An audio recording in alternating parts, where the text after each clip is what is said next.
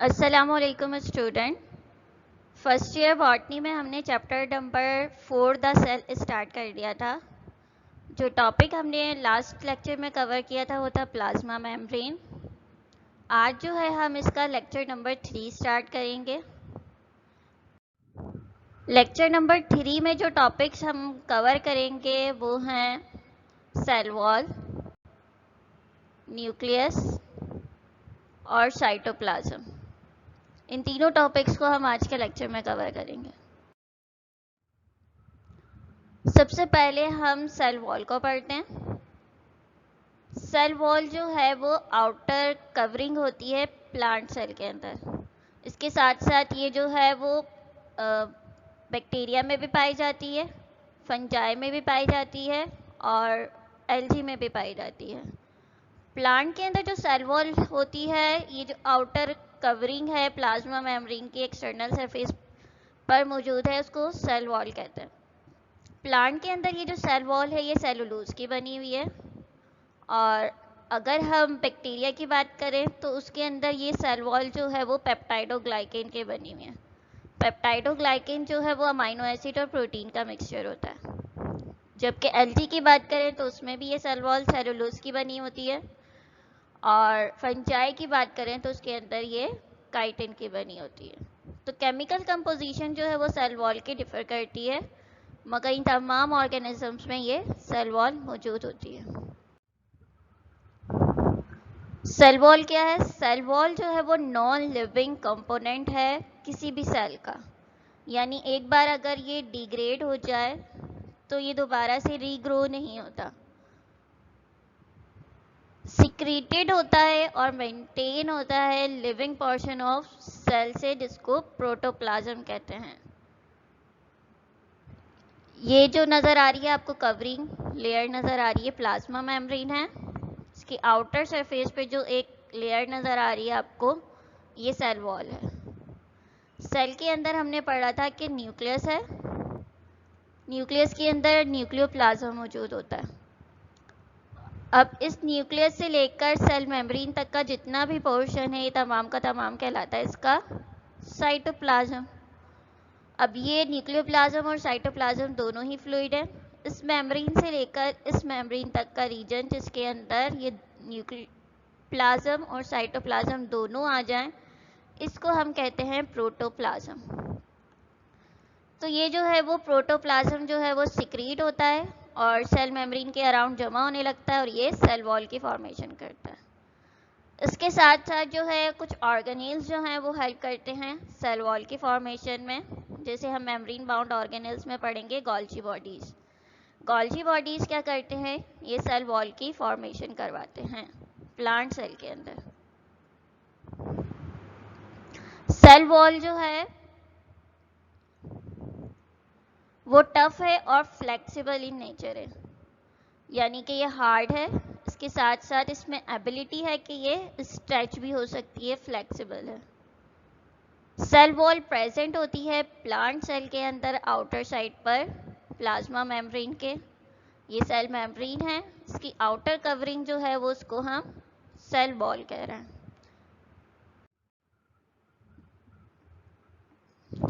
Cell wall composed हुई है cellulose से, जो होमोजीनस मोनोसेकेराइड है।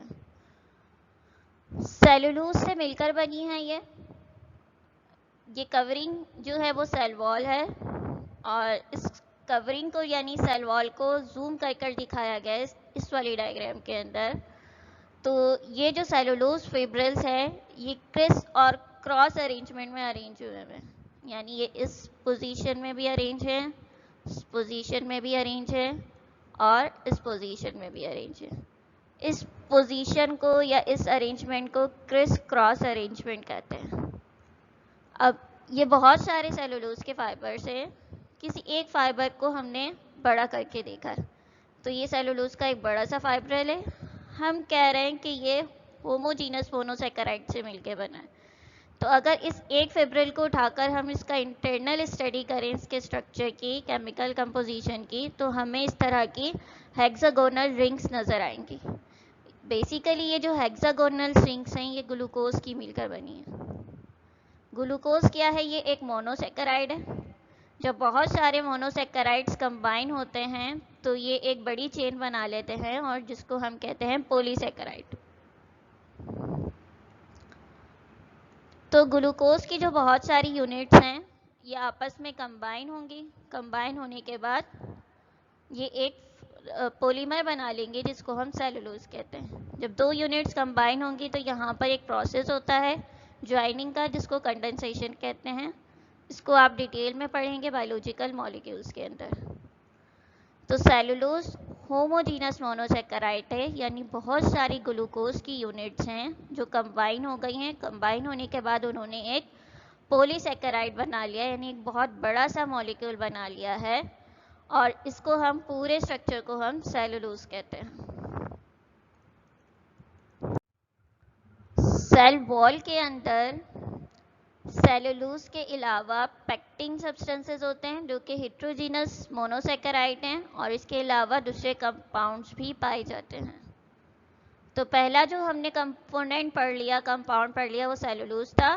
सेलुलोज क्या था?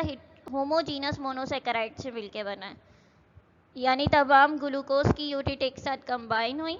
कंबाइन होने के बाद उन्होंने एक नया पॉलीमर बना दिया, जिस पॉलीसेकेराइड बना दिया जिसको हम सेलुलोज कह रहे थे। ये तमाम यूनिट्स जो हैं वो एग्जैक्ट सिमिलर थी। अब ये वाले जो मोनोसेकेराइड हैं हेट्रोजीनस हैं, यानी यहाँ पर जो यूनिट्स लगी हुई हैं मोनोसेकेराइड की एक दूसरे से डिफर है। अगर हम इनके केमिकल कंपोजिशन देखें तो यहाँ पर ये कार्बोक्सिलिक ग्रुप यहाँ लगा है और ये ग्रुप यहाँ लगा है। तो यहाँ पर जो है केमिकल कंपोजिशन डिफरेंट होती है, तो इसलिए हम इसको हेट्रोजीनस मोनोसेकेराइड कहते हैं। अब सेलुलोज जो है वो सबसे ज़्यादा अबेंडेंट पॉलीमर कहा जाता है कि दुनिया में सबसे अबेंडेंट पॉलीमर जो है वो सेलुलोज है। सेलुलोज आपको जो है वो डिफरेंट जगह पर मिलता है, जैसे कि पेपर के अंदर देखें आप, पेपर की जो फॉर्मेशन है वो सेलुलोज के ज़रिए हो रही है। फैब्रिक में देखें तो फैब्रिक भी सेलुलोज से मिलकर बन रहा है, फाइबर से मिलकर बन रहा है। तो ये सबसे अबेंडेंट पॉलीमर जो है वो दुनिया का कहलाता है। पेक्टिन जो है वो स्टिकनेस प्रोवाइड करता है, एक दूसरे कंपाउंड्स को जोड़ने की सलाहियत रखता है। और पेक्टिन कंपाउंड जो हैं वो पाए जाते हैं जैम्स में और जेलीज में। तो सेल वॉल के अंदर सेलुलोज के साथ पेक्टिन सब्सटेंसेस भी पाए जाते हैं और ये मिलकर बने हैं ग्लैक्टोयूरोनिक एसिड से। सेल वॉल एक लेयर है जिसके अंदर डिफरेंट लेयर्स पाई जाती हैं, सब लेयर्स पाई जाती हैं। पहली लेयर प्राइमरी वॉल है, दूसरी सेकेंडरी वॉल है और तीसरी मिडल लैमेला है। ये तीनों लेयर्स जो हैं वो सेल वॉल के अंदर पाई जाती हैं। सबसे पहले मिडल लैमेला पढ़ेंगे हम। मिडल लैमेला जो है वो फर्स्ट फॉर्म होती है between primary wall of neighbouring cells. एक सेल ये नज़र आ रहा है आपको, एक ये दूसरा सेल है, ये तीसरा सेल है, ये तीन सेल्स हैं। सबसे आउटर लेयर आपको यहाँ नज़र आ रही है प्राइमरी वॉल। ये वाली जो लेयर है ये है प्राइमरी वॉल। अब इस सेल की प्राइमरी वॉल ये है, इस सेल की प्राइमरी वॉल ये है और इस सेल की प्राइमरी वॉल ये है, सबसे आउटर कवरिंग। अब इस प्राइमरी वॉल, इन तमाम सेल्स की प्राइमरी वॉल के दरमियान में जो लेयर बन रही है ये वाली लेयर, इसको हम मिडल लैमेला कहते हैं। तो मिडल लैमेला जो है वो तमाम सेल्स की प्राइमरी वॉल्स के दरमियान बनती है। ये वर्क करती है सिमेटिंग लेयर के तौर पर, दो डॉटर सेल्स को यूनाइट करके रखती है, यानी ये अलग सेल है, ये अलग सेल है, ये अलग सेल है। इन तमाम सेल्स को जोड़े रखने का काम जो है वो मिडल लैमेला का है। जैसे बहुत सारी ब्रेक्स हैं वॉल के अंदर, जैसे ही हम उनमें सीमेंट लगाते हैं तो वो उनको आपस में यूनाइट कर देती हैं। इस तरह ये जो मिडल लैमेला है यहाँ पर सिमेटिंग लेयर कहलाती है। हेल्प करती है ये अटैचमेंट में सेल्स की। अगर दो डिफरेंट सेल्स को सेपरेट करना हो तो उनकी मिडल लैमेला को डिसॉल्व किया जाता है। अब ये यूनाइट का काम कर रही है, अटैचमेंट का काम कर रही थी। अब अगर मुझे इन सब सेल्स को अलग करना है तो जाहिर है मैं इनकी मिडल लेयर को जो है वो डिसॉल्व करूँगी ताकि ये सेल्स अलग अलग हो जाए। ये कंपोज्ड हुई हुई है कैल्शियम और मैग्नीशियम पेक्टेट से। इसके अंदर जो सॉल्ट्स पाए जाते हैं वो कैल्शियम और मैग्नीशियम पेक्टेट के हैं। प्राइमरी वॉल ये जो है फॉर्म होती है यंग सेल्स के अंदर आउटर साइड पर प्लाज्मा मेम्ब्रेन के। कोई भी यंग सेल है सेल वॉल का, जैसे ये सेल है, ये सेल है, सब ये जो लेयर है, ये वाली जो लेयर है, पहली वाली लेयर, ये प्लाज्मा मेम्ब्रेन है। अब इस प्लाज्मा मेम्ब्रेन के बाद जो सबसे पहली लेयर बनेगी वो कहलाती है इसकी प्राइमरी वॉल। इसी तरह इस सेल्स के अराउंड जो है प्लाज्मा मेम्ब्रेन के सबसे पहली लेयर प्राइमरी वॉल कहलाएगी, और इन लेयर्स के दरमियान में जो लेयर बनेगी वो मिडल लैमेला होगी। तो ये जो लेयर है यंग सेल्स में आउटर साइड पे पाई जाएगी प्लाज्मा मेम्ब्रेन में। बात हो रही है यंग सेल की, यानी जब सेल न्यूली फॉर्म्ड होगा उसके अंदर सबसे आउटर साइड पर प्राइमरी वॉल पाई जाएगी। प्राइमरी वॉल जो है वो थिन है, इलास्टिक है यंग सेल्स के अंदर, मगर ये थिक और रिजिड हो जाती है जैसे ही सेल ओल्डर होने लगता है।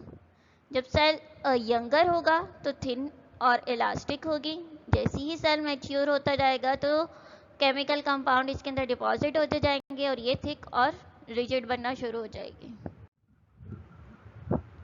प्राइमरी वॉल कंटेन करती है हेमीसेलुलोज को 50%, सेलुलोज को 25% और स्मॉल अमाउंट पाया जाता है इसमें पैक्टिक सब्सटेंसेस का। हेमीसेलुलोज जो है, एक तो सेलुलोज था जिसमें ग्लूकोज की यूनिट जो है वो एक साथ यूनाइट हो रही थी और एक पॉलीमर बना रही थी। अब यहाँ जो अरेंजमेंट होगी पॉलीमर की वो होती है लीनियर अरेंजमेंट, यानी लीनियर ही अरेंज है, एक चेन में अरेंज है। मगर हेमीसेलुलोज में क्या होगा कि यहाँ पर एक तो लीनियर अरेंजमेंट होगी, लीनियर के साथ ये अरेंजमेंट ब्रांच्ड हो जाएगी। तो अगर ये अरेंजमेंट ब्रांचिंग में पाए जाएंगे तो फिर हम इसको कहेंगे हेमीसेलुलोज। इस पिक्चर के अंदर जो दिखाया गया है कि 50% जो है वो सेल में हेमीसेलुलोज है, तो ये वाले तमाम पार्ट जो हैं वो इसके हेमीसेलुलोज के हैं। 25% सेलुलोज है। ये वाले जो ब्लू कलर के पार्ट दिख रहे हैं आपको, ये तमाम के तमाम सेलुलोज के पॉलीमर्स हैं, और कुछ स्मॉल अमाउंट है पैक्टिक सब्सटेंसेस का, स्टिकी मटेरियल का, जो यहाँ पर मौजूद है, जो ग्लैक्टोयूरोनिक एसिड से मिलकर बना है। सेकेंडरी वॉल, सेकेंडरी वॉल जो है वो इनर साइड पर फॉर्म होगी प्राइमरी वॉल के। ये सेल था जिसमें प्राइमरी प्लाज्मा मेम्ब्रेन थी। प्लाज्मा मेम्ब्रेन के आउटर साइड पे जो सबसे पहली लेयर बनी वो थी प्राइमरी वॉल। ये बात हो रही है यंग सेल की, और बीच में एक लेयर मौजूद थी हमारे पास सिमेटिंग लेयर, जिसको हम कह रहे थे ये है प्लाज्मा मिडल लैमेला, सॉरी। अब सेकेंडरी वॉल कब बनेगी? इनर साइड पे बनेगी प्लाज्मा मेम्ब्रेन के, इनर साइड पे बनेगी प्राइमरी वॉल के। तो यहाँ पर जो लेयर बनेगी वो कहलाएगी इसकी सेकेंडरी वॉल। जैसे ही सेल मैच्योर होने लगेगा तो सेकेंडरी वॉल की फॉर्मेशन हो जाएगी। जब तक सेल यंग था तो पहली लेयर जो बनी थी वो थी हमारे पास प्राइमरी वॉल। ये फॉर्म होगी, सेल वॉल जो है वो थिक हो जाएगी और नॉन इलास्टिक हो जाएगी। इस वाली पिक्चर में अगर हम देखें तो सबसे पहली लेयर प्राइमरी वॉल, फिर ये देखें ये प्राइमरी वॉल और प्लाज्मा मेम्ब्रेन के दरमियान में जो लेयर नज़र आ रही है आपको पर्पल कलर की, ये है सेकेंडरी वॉल। सेकेंडरी वॉल तब बनती है जब सेल मैच्योर होने लगता है। इन दोनों सेल्स को यूनाइट करने के लिए मिडल लैमेला मौजूद है। सेकेंडरी वॉल जो है वो फॉर्म होगी डिपोजिशन से सेलुलोज के, और ये मॉडिफाइड हो जाएगा सेल का स्ट्रक्चर जैसे ही लिग्निन की डिपोजिशन होगी या अदर सब्सटेंसेस की। लिग्निन जो है वो एक पॉलीमर है जो सेल के स्ट्रक्चर को या सेल वॉल के स्ट्रक्चर को थिक करता है। जैसे ही इसकी डिपोजिशन होने लग जाएगी तो ये थिक होना शुरू हो जाएगी। प्लाज्मोडेस्माटा, सेल वॉल जो है वो सेपरेट करते हैं एक सेल के प्रोटोप्लाज्म को दूसरे सेल के प्रोटोप्लाज्म से, मगर काफ़ी केसेस में ऐसा होता है कि ये सेपरेशन जो है वो प्रॉपर नहीं होती, यानी कुछ पोर्स पाए जाते हैं। ये इन सच केसेस में जो पोर्स बनते हैं सेल वॉल के अंदर, माइन्यूट पोर्स बनते हैं, वो प्लाज्मोडेस्माटा कहलाते हैं। ये एक सेल है, ये इसका न्यूक्लियोप्लाज्म, साइटोप्लाज्म, ये मिलकर इसका प्रोटोप्लाज्म बना रहा है। तमाम की तमाम इसकी सेल वॉल के लेयर हैं। दूसरा सेल है, इसमें भी तमाम सेल वॉल के लेयर हैं। अब इस सेल का प्रोटोप्लाज्म उस सेल का प्रोटोप्लाज्म एक दूसरे से सेपरेट हो रहा है क्योंकि बीच में सेल वॉल मौजूद है, मगर कुछ जगह पर जो है कुछ माइन्यूट पोर्स मौजूद होते हैं। अब ये पोर्स जो मौजूद हैं इनको हम कहते हैं प्लाज्मोडेस्माटा। प्लाज्मोडेस्माटा जो हैं वो माइन्यूट पोर्स हैं सेल वॉल के अंदर, और ये जो हैं सेलुलर कंटेंट जो हैं वो एडजेसेंट सेल का कम्युनिकेट करते हैं एक सेल से दूसरे सेल में, यानी एक सेल का प्रोटोप्लाज्म को दूसरे सेल के प्रोटोप्लाज्म में इजीली मूव करवाते हैं। फंक्शन क्या है सेल वॉल का? डेफिनेट शेप प्रोवाइड करती है और स्ट्रक्चर फ्रेम प्रोवाइड करती है सेल को, प्रोटेक्ट करती है इनर कंटेंट ऑफ सेल को, इसके साथ साथ प्रोटेक्ट करती है पैथोजन से।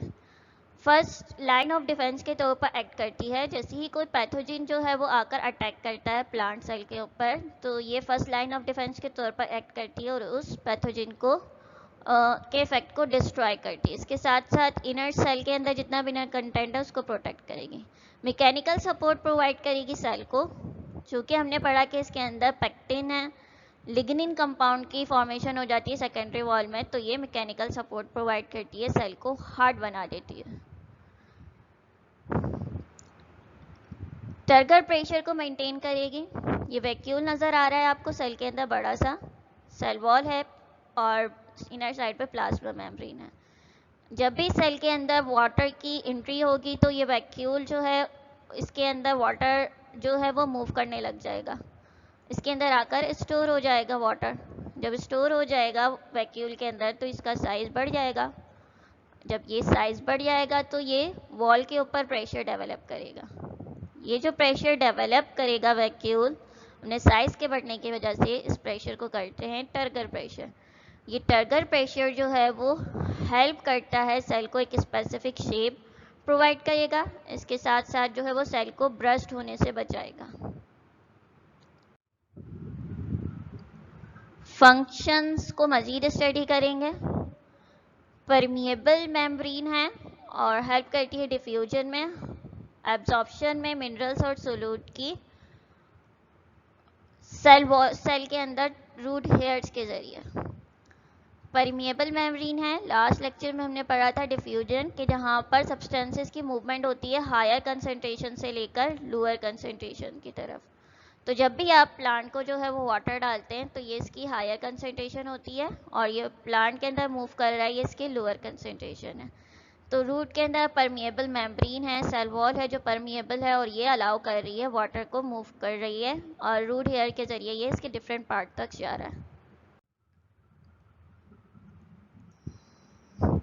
हाइड्रोफिलिक इन नेचर है, यानी पानी को पसंद करती है, कैपेबल है इम्बाइबिंग के लिए और मूवमेंट करवाएगी वाटर और सोल्यूट की प्रोटोप्लाज्म की तरफ। इम्बाइबेशन एक ऐसी एबिलिटी होती है जिसके अंदर जो है वो पानी कोई भी सॉलिड पार्टिकल से वाटर को एब्जॉर्ब करते हैं। जैसे कि आपने ये देखा है, ये एलिमेंट है, अगर इसको पानी में रख दे हम तो इसका साइज़ बढ़ जाता है क्योंकि ये पानी को एब्जॉर्ब कर रहा है अपने अंदर, साइज़ बढ़ रहा है। इसी तरह चनों को देखा है आपने, जिनको चिकपी कहते हैं, उनको भी अगर आप पानी में रख दें तो उनका साइज़ बढ़ जाता है क्योंकि वहाँ मूवमेंट हो रही है वाटर और सोल्यूट पार्टिकल्स की सेल के अंदर।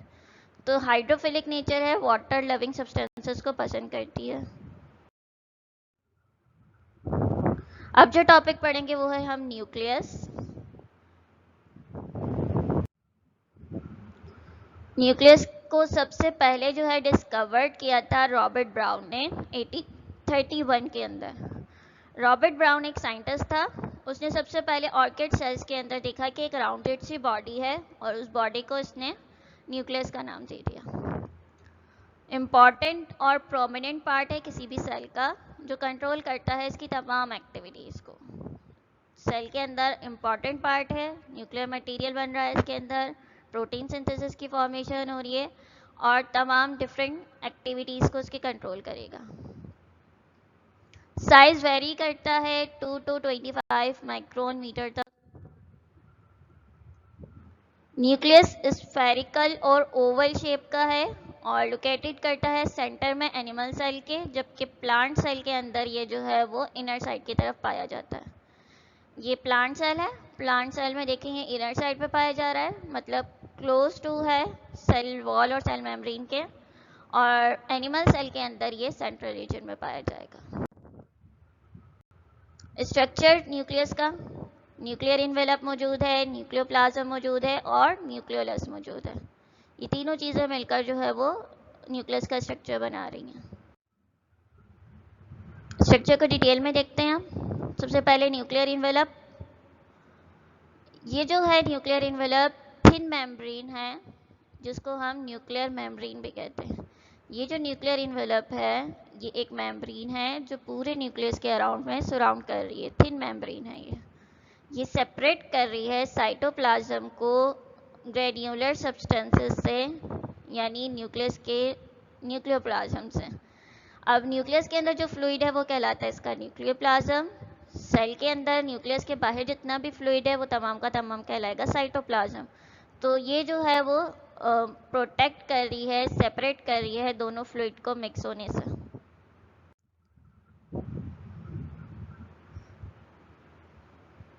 डबल मेम्ब्रेन है, स्ट्रक्चर है। यहाँ देखें एक आउटर इन्वेलप है, आउटर मेम्ब्रेन है और एक इनर मेम्ब्रेन है। आउटर लेयर जो है वो कंटिन्यू करती है एंडोप्लाज्मिक रेटिकुलम से, और इसके अंदर बहुत सारे पोर्स हैं जो हेल्प करते हैं डायरेक्ट कम्युनिकेशन में साइटोप्लाज्म के और न्यूक्लियोप्लाज्म के। अब यहाँ देखें एक इनर मेम्ब्रेन है और दूसरी मेम्ब्रेन जो है ये इसकी आउटर मेम्ब्रेन है। आउटर मेम्ब्रेन जो है वो एक मेम्ब्रेन बाउंड स्ट्रक्चर से कनेक्टेड है, ऑर्गेनेल से कनेक्टेड है, जिसको हम एंडोप्लाज्मिक रेटिकुलम कहते हैं। इसके साथ साथ जो है इसके अंदर कुछ पोर्स नज़र आ रहे हैं आपको। ये पोर्स जो हैं वो कम्युनिकेशन में हेल्प कर रहे हैं इस न्यूक्लियोप्लाज्म की साइटोप्लाज्म में। न्यूक्लियोप्लाज्म किसे कहते हैं?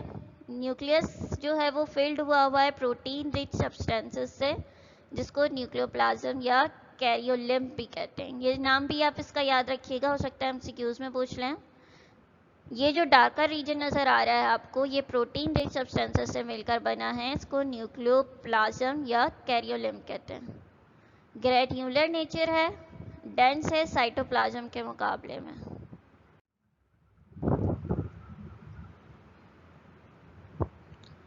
न्यूक्लियोप्लाज्म में फाइन स्ट्रैंड्स पाए जाते हैं, नेटवर्क लाइक स्ट्रक्चर, जिनको हम क्रोमेटिन नेटवर्क या न्यूक्लियर रेटिकुलम कहते हैं। यहाँ पर देखें आपको ये थ्रेड लाइक स्ट्रक्चर नज़र आ रहे हैं।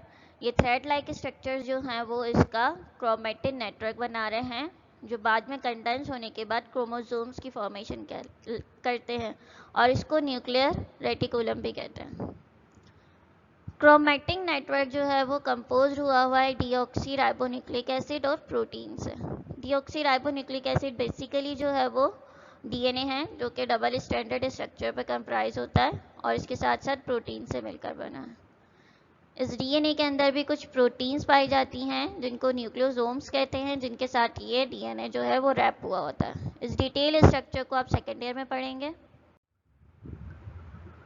जब सेल डिवीजन का प्रोसेस होता है तो ये क्रोमेटिन नेटवर्क जो है ब्रेक होता है और क्रोमोसोम्स की फॉर्मेशन करता है, जो हेरिडिटरी कैरेक्टर्स को रखते हैं जीन की फॉर्म के अंदर। वो जो न्यूक्लियर मटेरियल नज़र आ रहा था आपको, क्रोमेटिन नेटवर्क, जैसे ये सेल है, न्यूक्लियस है, इसके अंदर बहुत सारे इंटेंगल्ड स्ट्रक्चर्स होते हैं जिनको क्रोमेटिन नेटवर्क कहते हैं। जब सेल डिवीजन का टाइम होता है तो ये क्रोमेटिन नेटवर्क जो है वो क्रोमोसोम्स बना लेते हैं इस तरह के। अब इन क्रोमोसोम्स के ऊपर कुछ डार्कर रीजन्स पाए जाते हैं जिनको हम जीन्स कहते हैं, यानी कि ये जीन जो है बेसिकली डीएनए का पार्ट होती हैं। डीएनए का कोई भी छोटा सा सेगमेंट होता है जो इस रीजन में पाया जाता है, जो किसी भी कैरेक्टर को कंट्रोल करता है। सपोज करेंगे जो जीन लगा हुआ है ये आपके आई कलर को कंट्रोल कर रहा है, इसी तरह इस रीजन में जो जीन लगा हुआ है वो आपके हेयर कलर को कंट्रोल कर रहा है। तो ये यूनिट है हेरिडिटरी के, जो किसी भी स्पेसिफिक कैरेक्टर को कंट्रोल करते हैं।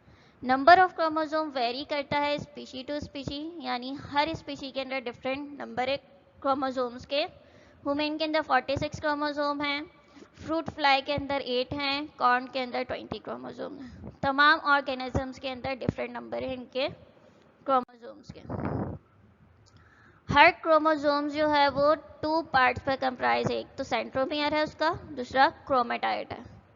ये जो राउंडेड सी बॉडी नज़र आ रही है जो इन दोनों आर्म्स को कनेक्ट कर रही है, इसको कहते हैं सेंट्रोमियर। और एक आर्म ये है और एक आर्म ये है। इस सेंट्रोमियर से इसके एंड तक का जितना भी रीजन है ये इसका कहलाता है क्रोमेटाइड। जब सेल के अंदर रेप्लिकेशन का प्रोसेस होता है तो ये भी क्रोमोसोम है और ये भी क्रोमोसोम है, तो ये क्रोमोसोम डुप्लीकेट हो जाता है, यानी अपनी डबल कॉपी बना लेता है। ये जो है वो इसका शॉर्टर आर्म है जिसको पी आर्म कहते हैं, ये लॉन्ग आर्म है जिसको क्यू आर्म कहते हैं। सेंट्रोमियर के अंदर एक प्रोटीन होती है, डिस्क शेप प्रोटीन होती है। इस प्रोटीन का काम होता है स्पिंडल फाइबर बनाना। ये स्पिंडल फाइबर हेल्प करते हैं जब सेल की डिवीजन होती है तो क्रोमोसोम्स को अटैच करने में।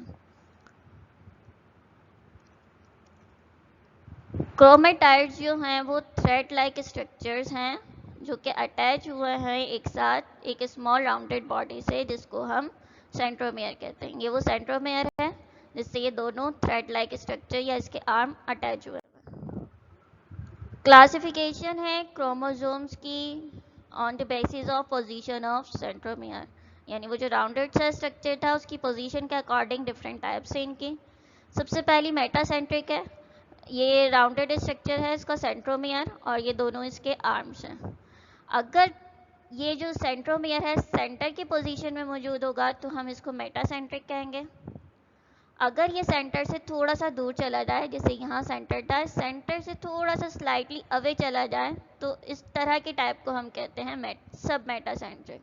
ये सेंटर से थोड़ा सा दूर गया हुआ है। एक्रोसेंट्रिक, अगर ये टर्मिनल एंड की तरफ चला जाए सेंट्रोमियर तो ये एक्रोसेंट्रिक पोजीशन कहलाती है, टाइप कहलाती है।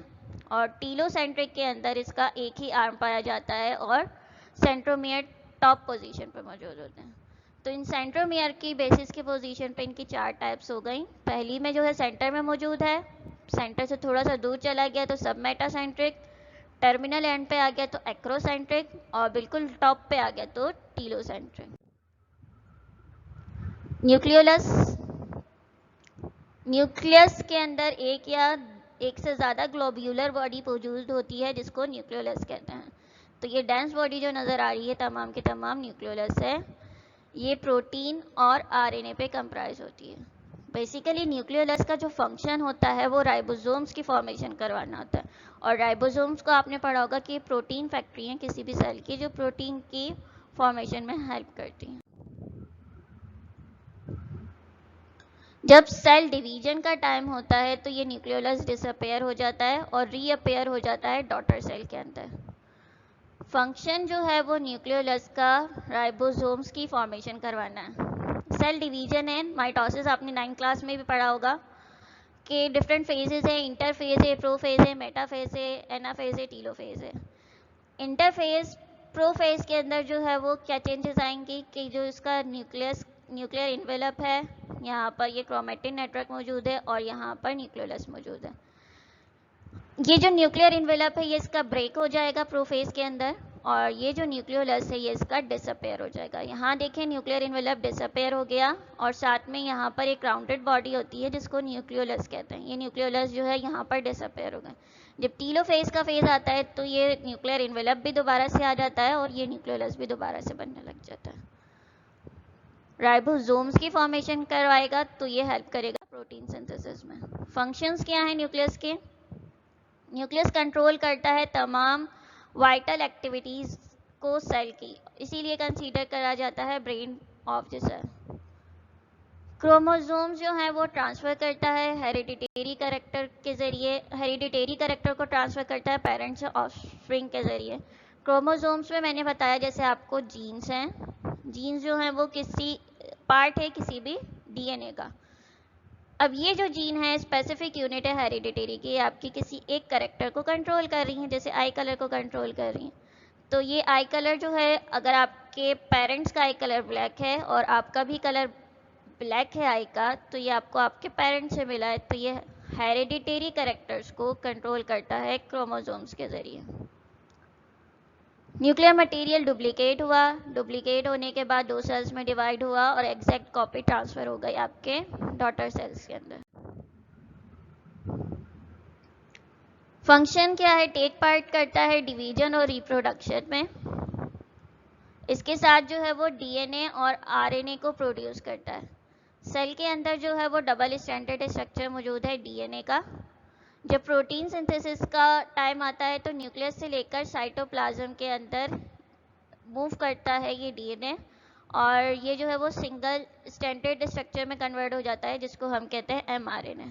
एमआरएनए के ऊपर कोड होते हैं जो बाद में रीड करके प्रोटीन की फॉर्मेशन की जाती है।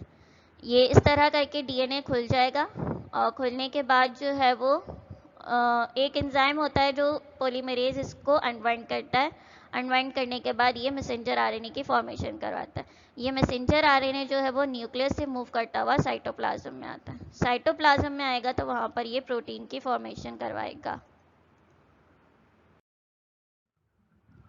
अब जो टॉपिक पढ़ेंगे वो है हमारा साइटोप्लाज्म। साइटोप्लाज्म जो है वो पार्ट है न्यूक्लियर मेम्ब्रेन और सेल मेम्ब्रेन के दरमियान, उसको हम साइटोप्लाज्म कहते हैं। इस न्यूक्लियर मेम्ब्रेन और सेल मेम्ब्रेन के दरमियान जितना भी पार्ट है यहाँ से यहाँ तक का, ये तमाम का तमाम फ्लूइड पार्ट जो है वो इसका साइटोप्लाज्म कहलाएगा। कलरलेस है, ट्रांसपेरेंट है और सेमी फ्लूइड सब्सटेंसेस है जो कि न्यूक्लियस के अराउंड पाया जाता है। इसके अलावा जो है वो अमीबा के अंदर जो है साइटोप्लाज्म के 2 डिस्टिंक्ट रीजन्स होते हैं, पार्ट होते हैं। आउटर क्लियर को एक्टोप्लाज्म जबकि इनर इररेगुलर को एंडोप्लाज्म कहते हैं। एक जो है वो एंडोप्लाज्म है और दूसरा जो है वो इसका आउटर रीजन है जिसको एक्टोप्लाज्म कहते हैं। तो इसमें 2 तरह की रीजन्स पाए जाते हैं साइटोप्लाज्म के। साइटोप्लाज्म के अंदर जो है वो एक फ्लूइड मैट्रिक्स होता है जिसको साइटोसोल कहते हैं, और ये जो है salt, sugar, amino acid, protein, fatty acid और न्यूक्लियोटाइड वगैरह से मिलकर बनता है। साइटोसोल के अंदर जो है वो ग्लाइकोलिसिस का प्रोसेस होता है, फ्लूइड मैट्रिक्स मौजूद होता है। साइटोप्लाज्म जो है वो एक तरह की मूवमेंट शो करता है सर्कुलर मैनर में जिसको साइक्लोसिस कहते हैं। जैसे पिक्चर में दिखाया गया है, ये ऑर्गेनेल्स मूव कर रहे हैं सर्कुलर मूवमेंट में, इस तरह मूव करेंगे तो ये जो मूवमेंट होती है ये कहलाती है साइक्लोसिस। साइटोप्लाज्म में टाइनी फिलामेंट है, उनको माइक्रोफिलामेंट कहते हैं, और ये जो है वो स्केलेटन बनाते हैं सेल का। तो आज का लेक्चर हमारा यहीं तक था। नेक्स्ट लेक्चर में हम जो है वो मेम्ब्रेन बाउंड ऑर्गेनेल्स और नॉन मेम्ब्रेन बाउंड ऑर्गेनेल्स के बारे में डिस्कस करेंगे। तो जब तक के लिए खुदा हाफिज़।